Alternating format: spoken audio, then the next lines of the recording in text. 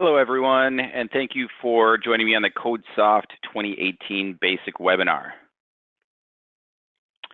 As I said, this webinar is going to be for CODESOFT, so if you're calling in for a different software product, go ahead, disconnect, contact our customer service team. They should be able to set you up with the right dates for the right webinars. Now, I'll be using CODESOFT 2018. If you have earlier versions of the software, not a big deal. We can probably go as far back as version 9 or 10. Anything prior to that, the user interface changes a little bit too much. Even going from 2015 to 2018, it changes a little bit. We've added ribbons in the software. If you would like to be on 2018 as well, I'll be sending out a link shortly. You should be receiving that on your end. You'll be able to use that link, download an evaluation copy of the software. It'll be the 2018 software. It'll be fully functional for 30 days, so you'll be able to follow along. One other thing I want to point out, there is a handout, the CODESOFT Basic Guide for the 2018 software in the handout section of the GoToWebinar console on your end, so you should be able to download that and open up the PDF if you want to follow along using that. A couple of other housekeeping items just want to take care of before we get started. You've probably already noticed all the headsets, microphones, telephones, those are all muted on your end. We do that proactively when we get 25 to 30 individuals in the webinars. The lines can get a bit cluttered, so as I said, we do mute those. There is a question section in the GoToWebinar console, so you can expand that, type in any questions you have. If you want me to circle back to something, go more in depth on a subject, feel free to type that in. I'll see that question pop up on my end and I can address it. If the answer is going to be a bit lengthy, I'll still notate that I see the question, but we'll probably circle back to it somewhere around the halfway point or at the very end during the Q&A. One last thing, as I said, this is a basic webinar, so really just to get you up and running with the software. We're going to be covering the new label document wizard. That's going to show us how to add and remove the internal print drivers, how to set up the label template, height, width, margins, things like that. After that, we'll be taking a look at adding objects onto the label, objects being text fields, barcodes, and images, as well as a few shapes like lines and squares and rectangles and things like that. At that point, we'll probably be near the halfway point. After that, we'll take a look at some of the variables, some of the data sources in the software, just making the whole print process a little bit easier for you. We'll take a look at adding a database connection, date and time stamps, when printed fields, and lastly, counter variables. So to get started, I'm going to launch the new label document wizard. I already have it should be the first thing that you see when you launch the software. I already have the software up. So I'm going to close down this label here, click the new button, just so we can see this new label document wizard. First thing it's prompting us for is the driver we want to use, or the printer we want to use. It says current printer, native printer, and Windows printer. Current printer is just the default printer. Native printer is the internal driver or the embedded driver in the software. And then Windows driver is going to pull from your Windows operating system. So we take a look at the Windows printer drivers. These are all the these are all the Windows drivers already installed on your Windows operating system. So you'll see all of those printers in your devices and printers and faxes. Now, the native printers, those are all embedded drivers in the software. We have just shy of about 2,900 of these. They're all thermal transfer and direct thermal printers. We do recommend to use these. You get more of a WYSIWYG print, a little bit more functionality in the software. When I get to a part of the software where it is required to have the internal driver, I'll certainly point that out. It's very easy to add a native driver. You just click the Add Printer button. We'll see a scrolling list of manufacturers. Find the manufacturer you want. Expand that. We'll see a list of the different models. Highlight the model. And on the right is the port, how that printer is connected to the PC. So we'll have a scrolling list of the different local ports, COM ports, serial ports, LPT ports, USB ports, things like that. Then we'll have the network printers option. And notice this is grayed out. And it says you must have administrator rights to manage this. So you'd have to right-click on the software and launch it as an administrator in order to use a network printer. That's like a UNC path. Maybe it's a printer shared out on your network somewhere. Below that is the TCP/IP button. This is if the printer is connected to the network or it has its own IP address. You can type in the IP address here. And then below that, you can create your new port. That's if you want to spool a printer that has an IP address. So again, it's Pretty simple. It's just manufacturer, model, import. Once you make the selections, it'll show up in the native printer window, and we can click next. Now we're going to be setting up the label template itself. We do have a scrolling list of predefined stocks, so if you happen to know the type and name of stock you have, you can certainly select it from this list. Unfortunately, we don't have every stock under the sun in that list, so you might need to use a custom stock. I'm going to go through this just so we can see the rest of the pages in this webinar. If we do choose custom stock, we can give it a unique name and type. At the very end, you'll be able to save that to the predefined stock list. So if we choose custom stock, click next, it's going to prompt us for the actual label dimension. So if you peel off the label from your page or roll of labels, it's the width, the height and width from that, just the label. So I'll create a pretty generic 4x6 inch label. A corner roundness is just how rounded those corners are. The higher the number, the more rounded they will be until it's essentially a circular label. Towards the very bottom, we have the label layout. This is the columns and rows. So if I increase this, we'll see the preview update. This is if we have, maybe it's not on roll, but it's a page of labels, and there are multiple labels on that page. But again, if you're printing to a roll of labels, keep the columns and rows at 1 by 1. Clicking next, this is going to be the page properties, the page dimensions. So if you are printing to a page with multiple labels on it, maybe it's an 8.5 by 11 inch sheet, we'll put that in here. If you are printing to a roll of labels, we can pretty much bypass this page. We would just check automatic sizing based on label dimensions. Same with the margins. We would bypass this as well. We would just check off printer default. But again, if it's an actual sheet of labels, we would uncheck those and put in the correct values. At the very bottom, we have media type. A few options in here. We have with gap, continuous, and marked. This is for a roll of labels. With gap means there is going to be an 1/8 of an inch. Usually it's an 1/8 of an inch between each label. Continuous means there's no gap. Usually there's a cutter associated with the printer at that point. And marked means there is it almost looks like a black Sharpie mark in the bottom of the label roll. Clicking next, we have a background image. This is good for watermarks, or maybe even your marketing team has provided you with a PDF or a JPEG. You can actually place this on the background of the label and build on top of it. Last page here is just a summary of what we've chosen. At the very bottom, we have the option to save the stock selection so that it shows up in the predefined stock list. Click Finished, and we're back in the software. So now we have our printer set up, and we have our label template set up. Now I'm going to go through this one more time, just outside of the wizard, just so we can get a feel for that. If we wanted to add and remove the internal drivers outside of that new label document wizard, we would go to File and select Printer. You can also hit F5 on the keyboard for a shortcut. Brings us to the printer window. Now this is going to be a list of all of the native and Windows drivers. They're all on the same list here. It's pretty easy to tell which is which. The native drivers have that little icon of a printer to the left of the printer name. Now the only drivers that we can add and remove and modify in this window are going to be the native drivers. So a Windows driver would have to be added, removed, and modified through the devices and printers in your Windows operating system. We can see them and select them through here, however.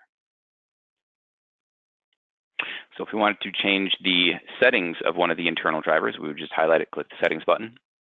We'll see things like print speed and temperature. We're not going to go into all the different settings because each manufacturer has their own settings. I would recommend just clicking settings, taking a look at some of the settings, just so you can tweak the best fit your environment. Below the settings button is the COM button.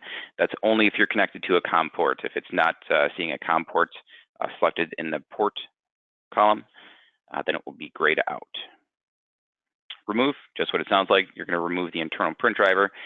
Add is to add a new one. And again, it's just manufacturer, model, and port. Port is if we're going to keep the same driver, just relocating it. Maybe now it's going to be on the network, so we'll give it an IP address. We can click port and modify the port. Font substitution is going to be more for our advanced webinar.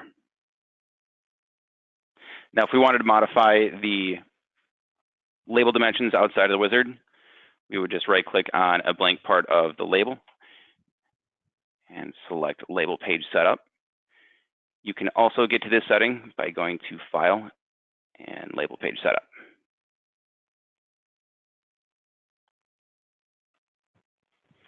Here we have the same settings as the new label document wizard. We can see a stock tab, label tab, page tab, and margins tab. So the stock tab is going to allow us to choose the predefined stock. You can also see a little summary here and a preview of the stock that we've chosen. Under the label tab, we can change the media type again, whether it's width, gap, continuous, or marked. The width, height, corner roundness per row, per column. Page tab. This is if, again, we're printing to a page and not a roll. Because we're theoretically printing to a roll here, we have automatic sizing checked. And same with margins. We have printer default checked because we're printing to that theoretical row of labels.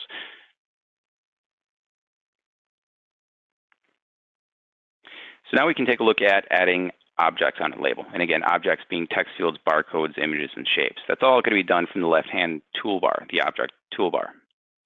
We'll start with text fields and just kind of work our way down. So if we click on this uppercase T for text generation, we'll see the cursor update. Click on a blank part of the label, we'll see the new text object wizard pop up. Right away, it's prompting us for a data source. We're going to keep this at fixed data for now. We'll take a look at some of the variables a little bit later in the webinar.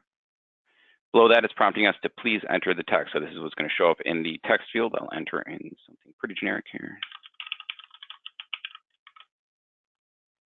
And at the very bottom, we see a summary of the font. We have Arial 26 point, it's bold and left align. And we can make those changes on the next screen. So if we click next, we have a scrolling list of fonts here. Two broad subcategories. We have printer fonts and graphical fonts. This is one of the benefits of the internal driver. We're actually not going to see the printer font subcategory without the embedded driver, without that internal driver. Printer resident fonts are stored on the printer. Graphical fonts are stored on the PC. Now, graphical fonts are going to be your more popular ones like Arial, Times New Roman, Helvetica, Courier, things like that. Printer fonts have some pretty unique names. They're named by the printer manufacturer. And really what the difference between these is, graphical fonts are going to send more data to the printer. Printer resident fonts are resident to the printer, so less data is sent to the printer. So if you are doing 24/7 printing, or if you are pushing down 10,000 labels for each print job, that's a lot of data that's going to that printer. And sometimes you'll see things like some of the data is actually dropping off of the label, or there might be a pause between prints. You know, print a label, pause, print a label, pause. And you really can't have that if you're printing 10,000 labels. So at that point, you need to start lessening the amount of data that's going to the printer. And that's when you'd want to start looking at printer resident fonts. To the right of that is the font height.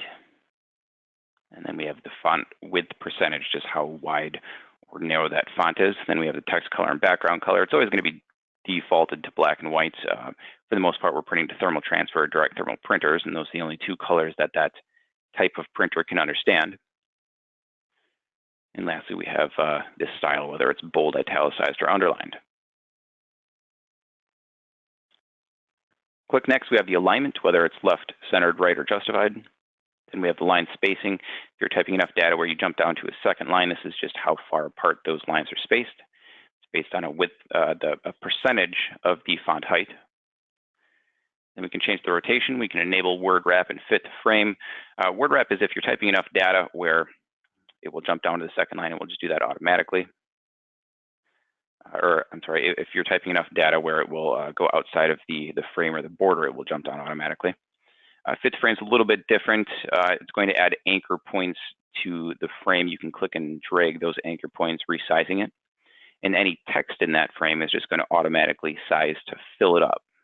So if I stretch that to be the full 4 by 6 inches of my label, Hello World would take up the entirety of the label template. Alternatively, you can type in a short novel and it's still going to fit in there. It's just going to automatically resize so that it's very small. At the very bottom, we can also manually change the X and Y coordinates of the text field. Now, it's much easier just to click and drag it by clicking Finish and then dragging the field around. However, if you do have some requirement documents that you know, certain fields need to be in XY positions, and sometimes it's also easier just to type those in.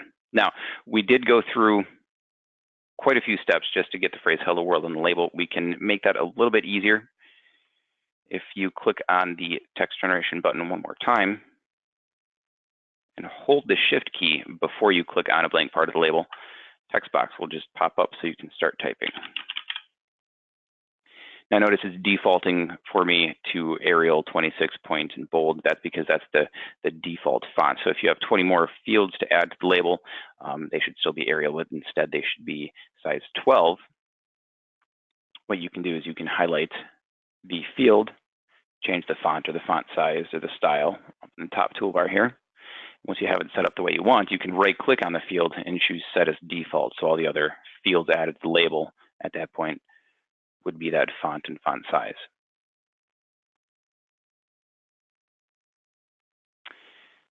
Next object we're going to take a look at is going to be barcode generation. If we click on that icon and then click on a blank part of the label,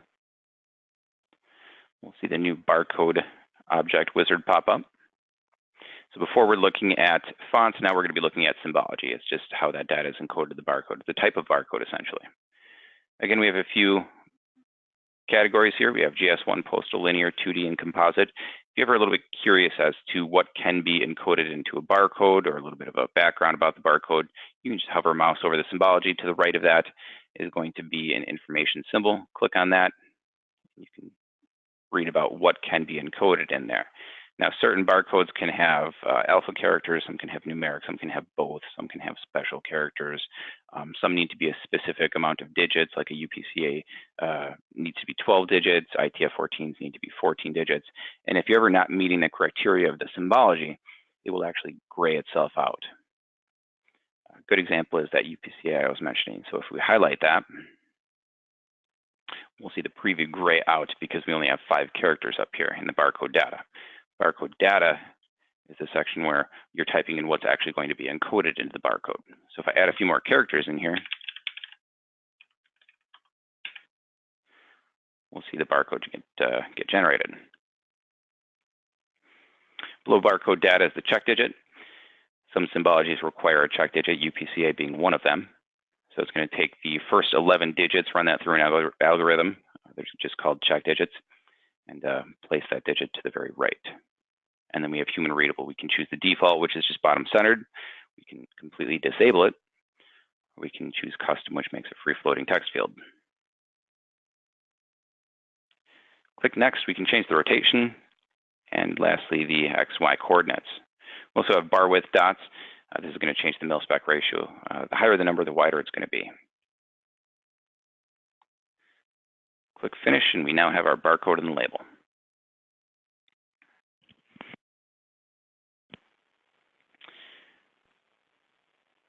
Last object we're going to take a look at is the image. It's pretty straightforward. If we click on image, click on a blank part of the label, it's going to prompt us to choose our image file. Again, we're keeping data source at fixed data. And that is prompting us to select a folder or a gallery of quite a few pre-installed folders and galleries in the software: GHS, hazardous material, signal words, warning signs, things of that nature. Select any one of the galleries, you'll see quite a few images to choose from. Now, if you have your own list of images or your own directory with all your own images, you can certainly use those as well. You just click on the Browse button, browse out to your directory that has your images. Once you have that highlighted, any images in that directory will show up in the scrolling window. From here, you can actually click Finish, and you're all set. The image is going to be on the label. If you click Next, you can make a few changes. We can change the brightness, contrast, gamma. We can make it a negative. We can flip it horizontally or vertically, put it through a filter, change the color palette, and lastly, the reduction method. Click Next. We can also rotate that image, and we can stretch in, we can zoom in, or we can use the default aspect. And lastly, we can change the XY coordinates.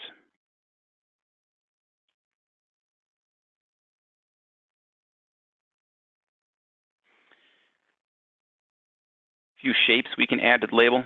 These are going to be pretty straightforward. We can add straight lines. We can add a square or a rectangle, circle or ellipse. We can add a polygon. Each click for the polygon is going to be its own angle. And then to finish that off, you would double click that. And lastly, oblique lines. Oop, just kidding. Lastly, rounded rectangles. There we go.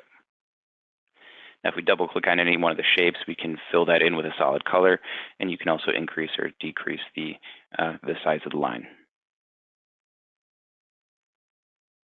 So I'm just going to make a bit of room on the label, and we'll take a look at how to easily align some of these. I'm actually going to add one more text field just so we can get a better look at the alignment.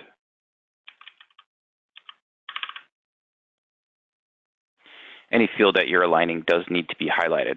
Pretty simple. You're just clicking on the text field. If you want to select multiple text fields, you can hold that shift key, click the other ones. You can also hold the left click on the mouse. You'll see a border pop up. Anything encapsulated by the border, when you let go of the mouse, will get highlighted. Once everything's highlighted, you can also drag one field, and that will move it as a group. Now that you have highlighted what you want to align, you can go to Object and Alignment, and you'll see all the alignment options. Left, top, bottom, right. We also have equalize the vertical spacing. This really cleans up the label. So if we choose left alignment, then we go back in there and we choose equalize the vertical spacing, it will make the spacing between each field equal. So it's good to get all the fields on the label and then go through alignment. There is a method to align objects as you're designing the label template. We would display a grid in the background. Now to do that, we would go to Tools, Configuration, come down to the Grid tab. It's going to be disabled by default, so we can switch that to about 1/8 of an inch. Check the display button, click OK, and now we can see a grid in the background of the label. Any objects on the label are now going to snap to this grid. Just makes alignment a little bit easier as you are designing the label template. Now, if you want more free-flowing fields, we would have to disable that grid. So again, we would go to Tools, Configuration, come down to the Grid tab, and just select None. And then the grid is removed from the label.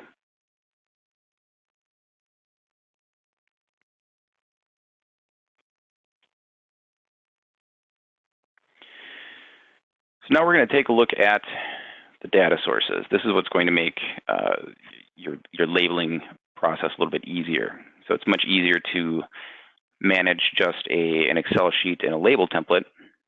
And that Excel sheet, let's say it has 500 records, but you're really only managing 2 files at that point, one label template, one Excel sheet. It's much easier to manage that than it is to manage 500 different label templates, all of them with static data. So for that, we would create a database connection. Can be Excel, can be Access, Oracle, SQL, really any proprietary database. If we right-click on Database, we're going to choose Wizard. Right away, it's going to prompt us to select a connection to an existing data source. If we take a look at this dropdown, we have quite a few options in here already. These are all sample database connections that get installed with the software. They're all connections for the sample labels. Now, yours probably isn't in here. Now to get yours listed in here, we're going to click the New button. So we have 4 main database types. We have Access, Excel, SQL, and Oracle. If it's not going to be one of those 4 main types, we would have to choose ODBC or OLE. These are actually part of the Windows operating system. So if we launch the ODBC section here, what we're seeing is Windows functionality. This is the ODBC Data Source Administrator straight from the control panel in Windows. Now, any ODBC connection and any OLE DB connection is actually automatically going to show up in this data source dropdown. Now, we're not going to be going through the ODBC Data Source Administrator or the OLE DB Administrator for the basic webinar. That's really part of a Windows functionality. And if you need to go through that, you can either contact our tech support team. They should be able to walk you through that. You can also probably talk to your DBA if you have a database administrator or some sort of internal IT team. the Access, Excel, SQL, and Oracle sections, the wizard will actually do that for you. So if you do choose one of those, we would give it a name. This name is what's going to show up in the existing data source dropdown. Click Next. We're just going to be browsing out to the Access database, and then clicking Finish. Same with Excel. You'd highlight Excel, give it a name. Again, this is what shows up in the data source dropdown. Clicking Next and browsing out to the Excel file. A little bit different for SQL and Oracle. They're really true databases. They're going to have their own servers usually. So if you highlight SQL, click Next, it's going to prompt you for a server name and how you're authenticating, whether it's through Windows or database. Same with Oracle. It's going to prompt for a data source or a server name, and then again, how you're authenticating. For the webinar, I'll be choosing one of the sample database connections. I'll just choose, we'll choose fittings.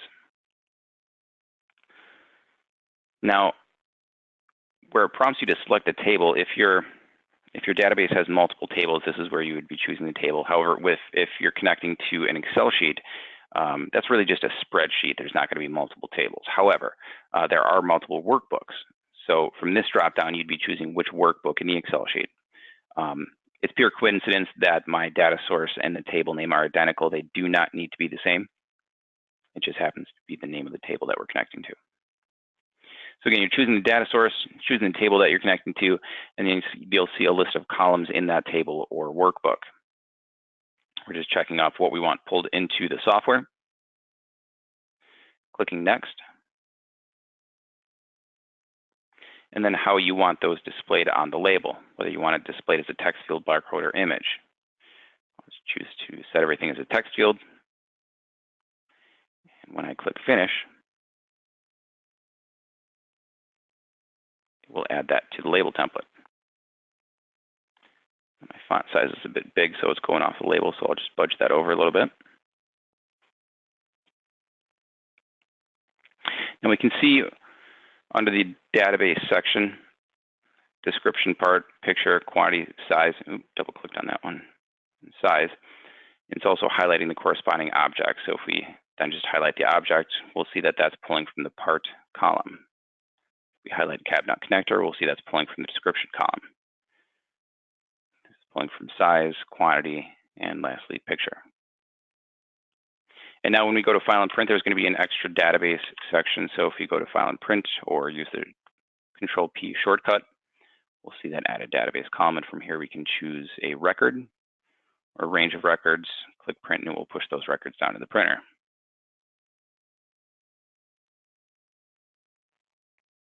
A few other things I want to point out. If you right-click on Database and choose View the Query Resulting Data, you'll see a little snapshot of the table that you're connected to. And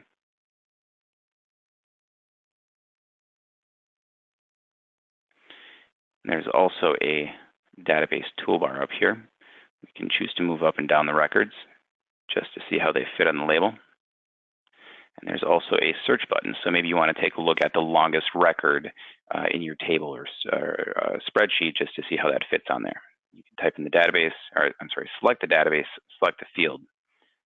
Type in the field, hit enter, and it will jump to that record.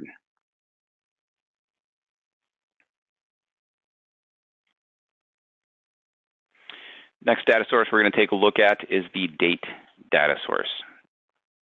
Again, this data source can make things a little bit easier for you.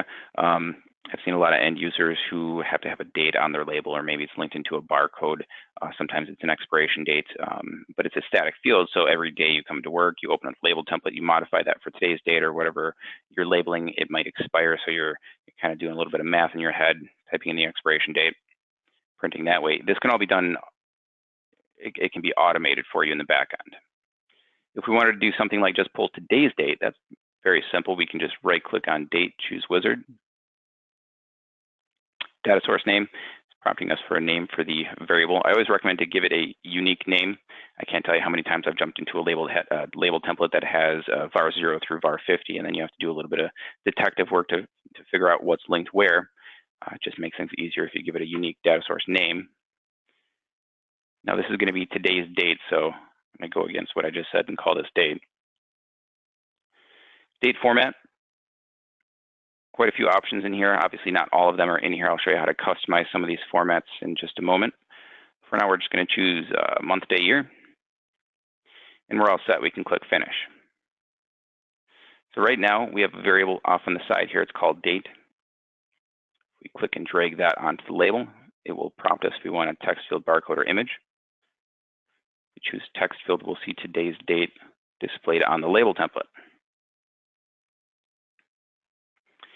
Now, if we want that to be an expiration date, let's say whatever we're labeling is going to expire in 30 days, we can do that as well. Right-click on date, choose wizard. We'll give that a unique data source name. We'll call that one EXP date. Again, we're choosing date format. And now we're looking at an add the value section. So before it was set to none, that means it's going to pull today's date. Now we're going to switch this to fixed, change that value to 30, keep the units at days. You can also switch this to minutes, hours, or months if we'd like to. This is just going to take today's date and add on 30 days. We can also change the language if you're choosing a format that spells out the entirety of the month. We'll keep it at English for the webinar. At the very bottom, we can also choose to use the internal printer clock. A lot of the thermal transfer printers nowadays have their own internal clock. Now, to use the internal printer clock, however, you do need to have one of the internal drivers installed. You also need to be using a printer resident font. Now, if we click Finish, we'll see that EXP date created. Place this on the label. And now it's taking today's date and adding on 30 days. Now that's a static input, so it's always going to take today's date and add 30 days. Let's say that offset is coming from a database. Let's say it's actually coming from the database that we're currently connected to. So let's say instead of a quantity column, this should be the offset. So record 1 would take today's date and add on 5 days. Record 2 would add on 10 days, 5 days, so forth and so on. So we can pull from this and link that into the date data source as well. To do that, we would right-click on date, choose wizard. We'll give this one another name. We'll say EXP date 2. We'll choose the date format again. And now under add a value, we're switching that to variable. Now we have a variable dropdown, and this is going to display all the different variables or data sources already in the label template. So we're just going to select the quantity column, keep everything else as is, click Finish. Display this on the label. And now when I move up and down the records, we'll see that update.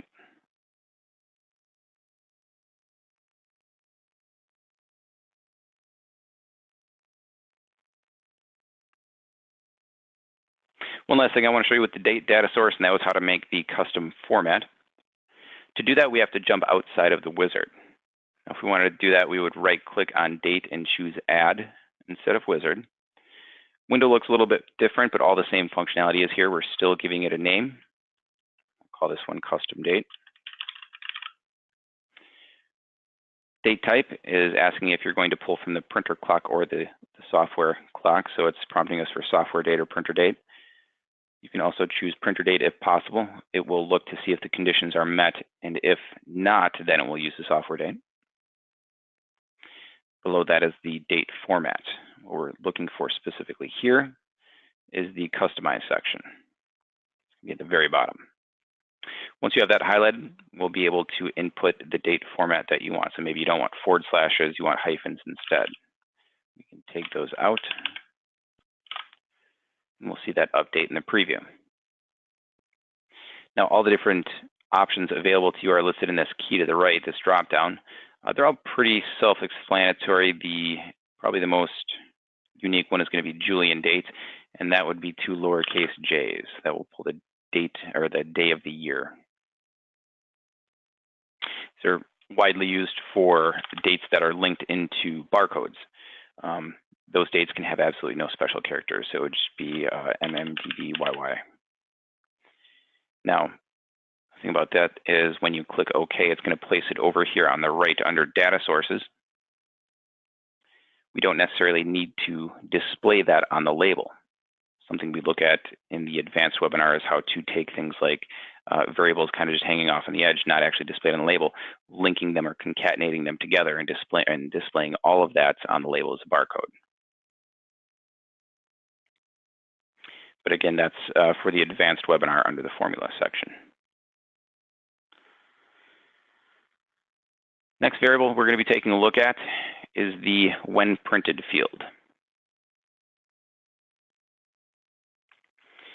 Now these can make things a little bit easier if you have one-off printing. When you go to File and Print, anything typed in at print time is actually going to be displayed on the label. So if we right-click on When Printed, choose Wizard. Again, it's prompting us for a data source name.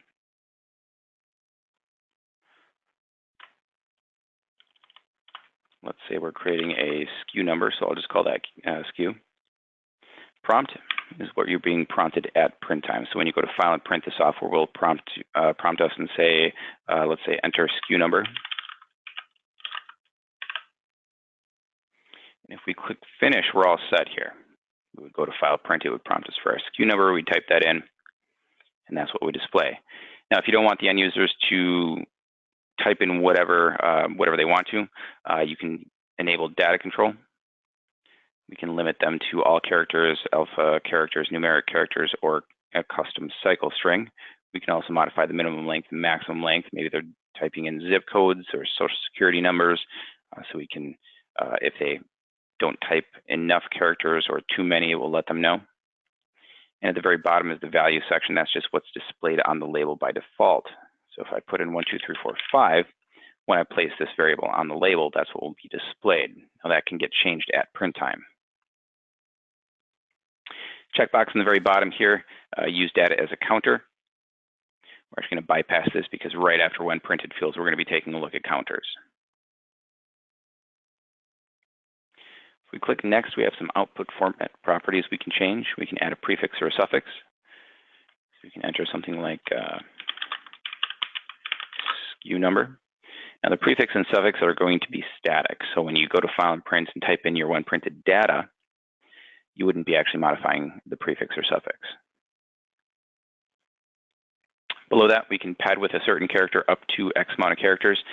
Maybe whatever they're typing in needs to be 5 characters, and the end user types in 11 or 11. What would actually display is 00011 if we padded with zeros. If we click Finish, we'll see our SKU number created, or our SKU data source created. If we display this on the label,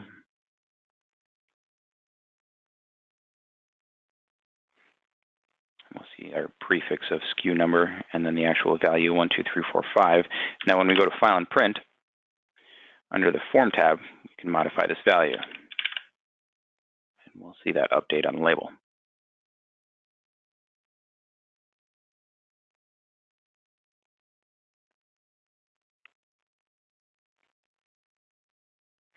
Last data source we're taking a look at today is going to be the counter variable.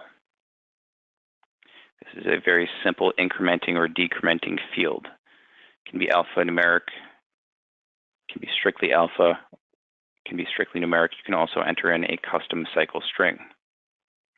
Now, if we right-click on this, we'll choose Wizard. Again, it's prompting us for a data source name. We'll just call this one counter. It's going to prompt us for the type. Normally, it's set to decimal. You also have the option for binary, octal, hexadecimal, alphabetical, alphanumeric, and at the very bottom, custom cycle strings. Maybe it's a very unique cycling string you're going to be going through. We'll keep it at decimal for the webinar. Current value is just going to be the starting value. We can see that in the preview on the bottom. Maybe we don't ever want 0 on the label, so we'll put 1 instead. We'll see the preview update, letting us know that it's going to increment by 1 every label printed. We can increase that number if you'd like. Now, if you want it to decrement, you'd have to put a minus sign in front of the increment by number. So we put in -1. That will make this a decrementing field. The value range is never going to go outside this value range. So again, maybe we don't want 0 displayed on the label, so I'll increase that to 1. So if we print, 20,000 labels, once it hits 9,999, it will actually cycle back to 1 and go up through there. We click Next. Again, we can add a prefix or a suffix, and we can pad with a certain character up to X amount of characters. Click Finish and display the counter on the label. It doesn't look like much, but if we print 10 labels, that number will increment up to 10.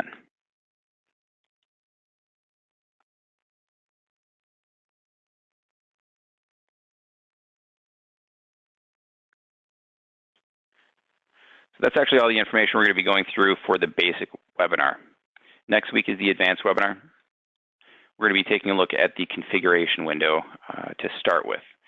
We'll get that out of the way. So we touched on it briefly when we looked at the grid, but we're going to be going through all of these different tabs, all the different drop-downs, checkboxes, selections, and how they interact with the software. We'll take a look at some security options, software level passwords, document level passwords, as well as user manager, sort of mirrors Active Directory. And then we'll be taking a look at the rest of the variables. We'll be taking a look at advanced variables, table lookups. Lastly, formulas, probably spending the most time on formulas just because there's so much we can do with them. And at the very end, we kind of rounded out by showing you how to share variables between the different label templates. So we've hit the Q&A section, so if there are any questions, if you want me to circle back to something, go more in depth on a subject, something pertaining to your environment, feel free to ask. If you think of something after we disconnect from the webinar, you can always jump out to our support center. I'll chat you out a link for that. It's going to have all the data or all the information that we go through in the basic webinar as well as the advanced webinar. It's going to have some step-by-step instructions as well as a few YouTube videos so you can actually watch the technicians going through the motions. And if you're just not finding what you're looking for in the support center, you can always contact our technical support team. That's exactly what they're there for. I will chat out their number as well.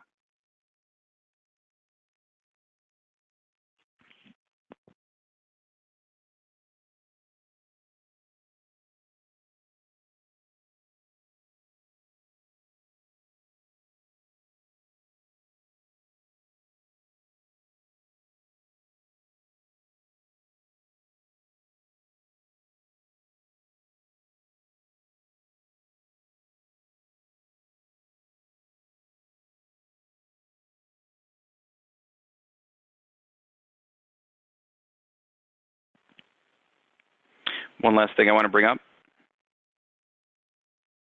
After we disconnect from the webinar, you're going to have a questionnaire. Just let us know how we're doing. Please fill that out for us. All of our webinars are customer driven, so any feedback for us is good feedback.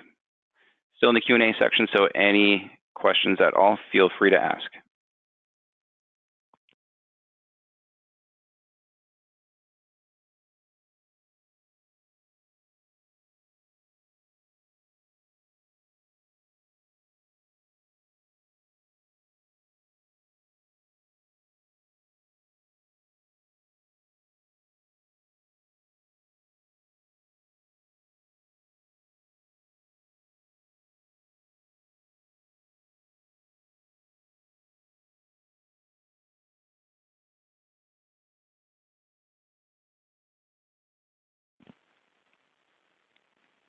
Question popped up, what is the biggest difference between 2015 and 2018?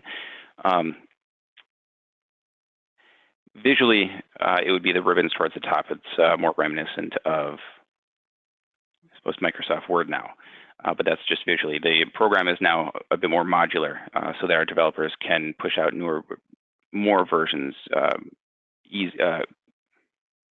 little bit quicker, I suppose.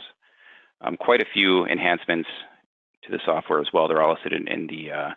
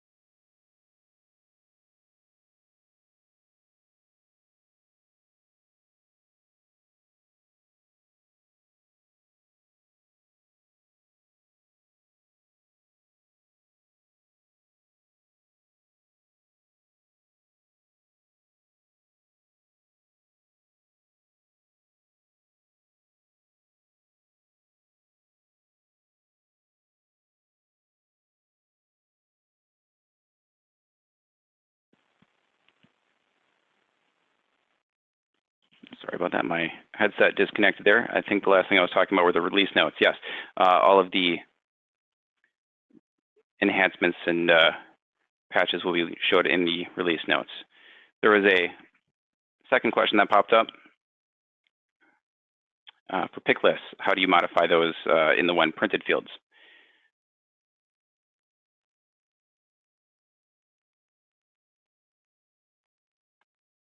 If we take a look at the existing SKU number we have, it's not going to be in the wizard, so we're just going to right click on this and choose properties.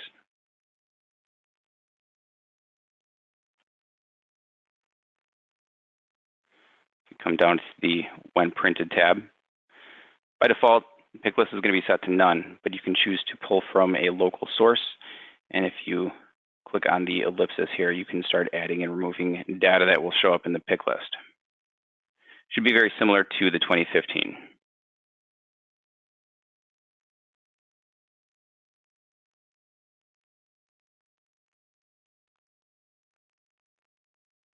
There's a question on how long we will support 2015. I actually don't have an answer to that. I don't think we have an end of life listed as of yet.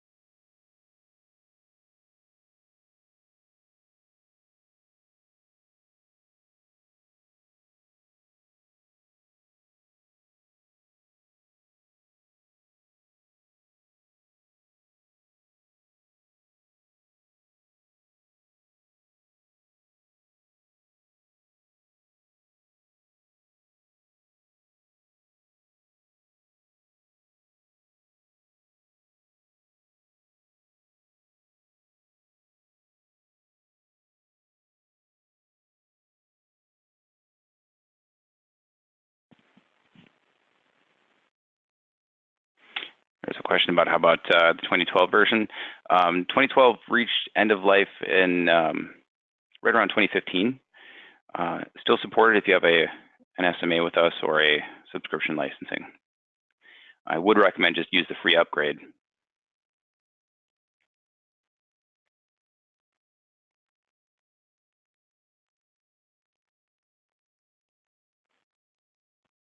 Continuation of the pick list. It does have local, but it has other lists that someone created in-house.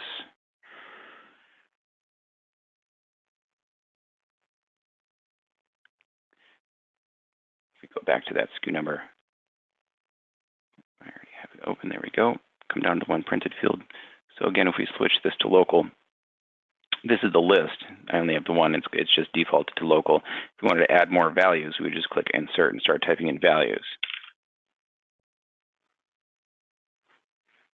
Now, if you wanted to modify one, you would just double click on the value and change that. Otherwise, you can completely remove it. If you're unable to modify it completely, I'd recommend trying to launch the software as admin. The software is actually creating a pick list file in one of the directories, and it's continually updating that. So if the software doesn't have permission to update that, it might not allow you to edit it.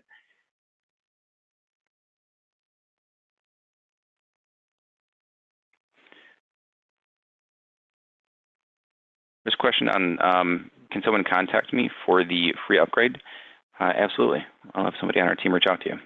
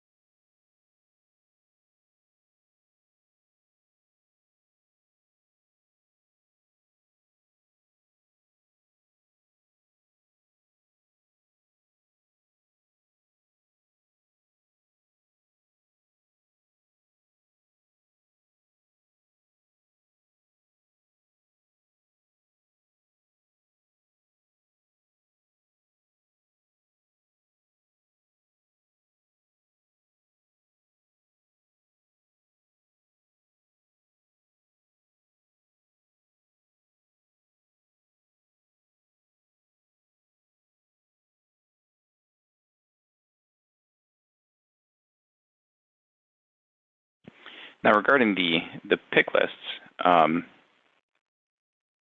if you're still having trouble with that, I would recommend reaching out to our support team, and you should have the number for that. They'd be able to remote in and take a look, see what might be causing you, causing that.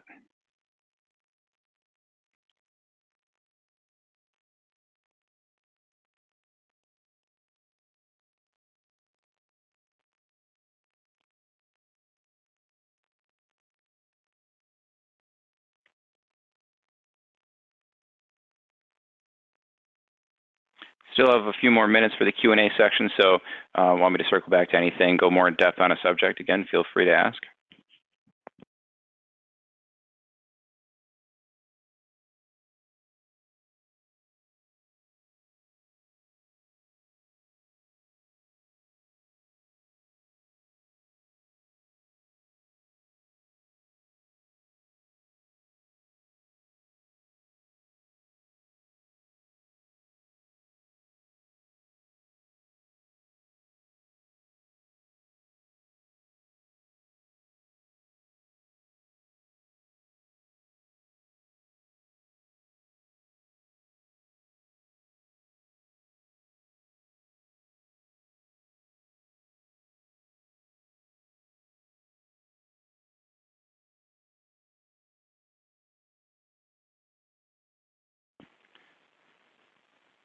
Looks like the questions are slowing down here. We'll keep it open for another couple minutes. Again, if you think of a question after we do disconnect, you can always reach out to our support center as well as the technicians.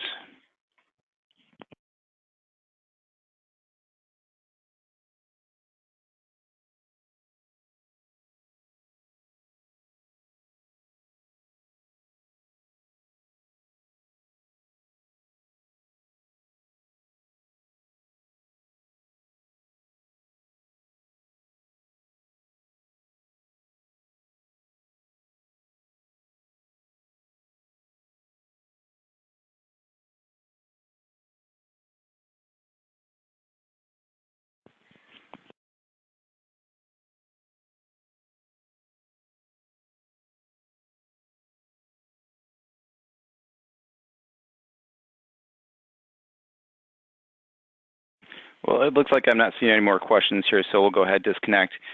Thank you for joining me on the CODESOFT 2018 basic webinar, and I hope you all have a good rest of your afternoon.